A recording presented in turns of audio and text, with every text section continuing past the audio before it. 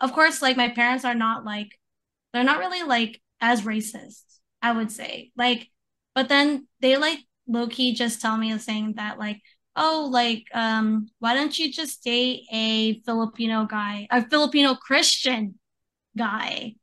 Because like my parents are like very religious, so they want me to like date like a really nice Christian boy that's Filipino. So I'm just like, okay.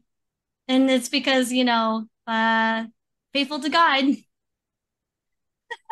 Yeah, that's how parents usually go. And so like, oh, I want you to date someone the same race and with a good religion and makes good money or is a good, decent human being, you know? It's like, okay. Good job, graduated, is a nurse. Okay, that's a Filipino Asian thing, I swear to God.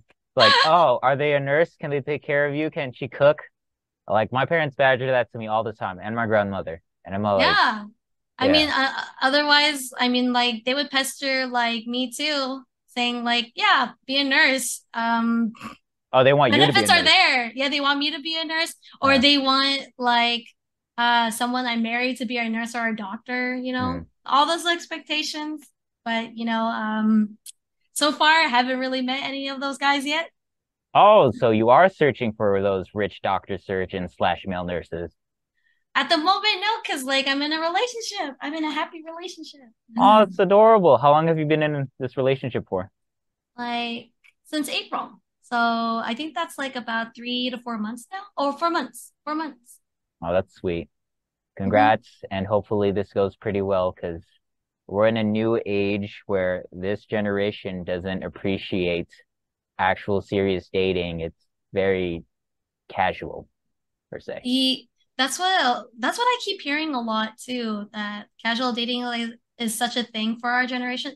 We're like millennials and Gen Z Hmm.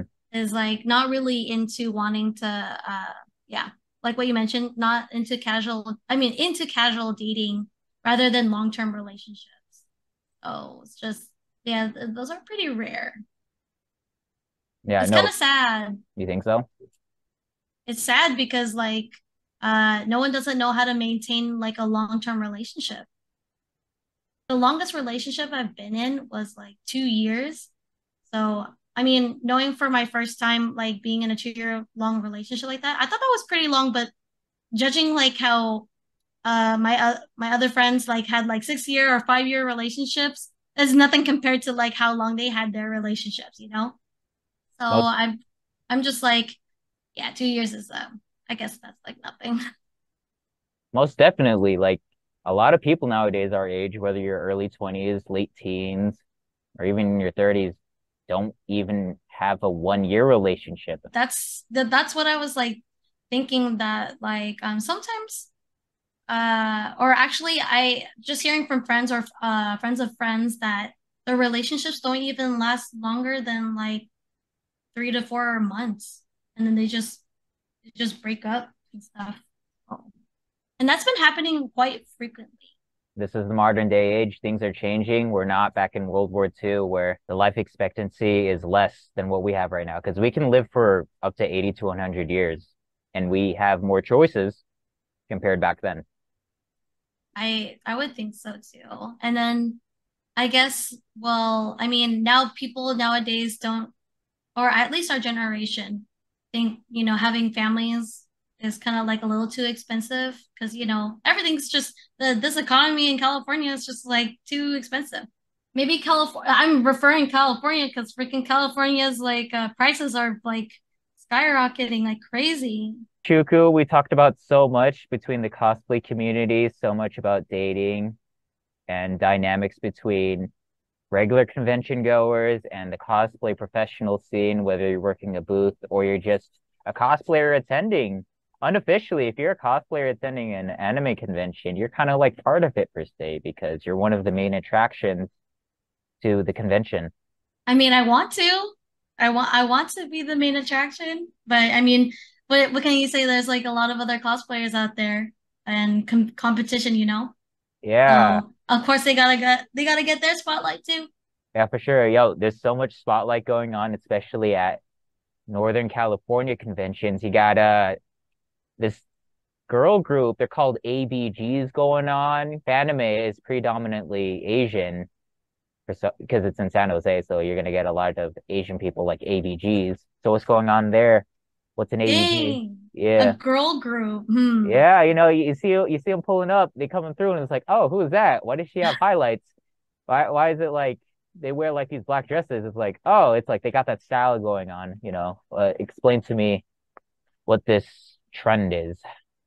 Well, the definition with an ABG, if you want to know my take on it is if someone has a flower tattoo, drinks Hennessy, uh has um has a vape, let's see, and definitely has dyed hair and like the really long lashes and heavy makeup.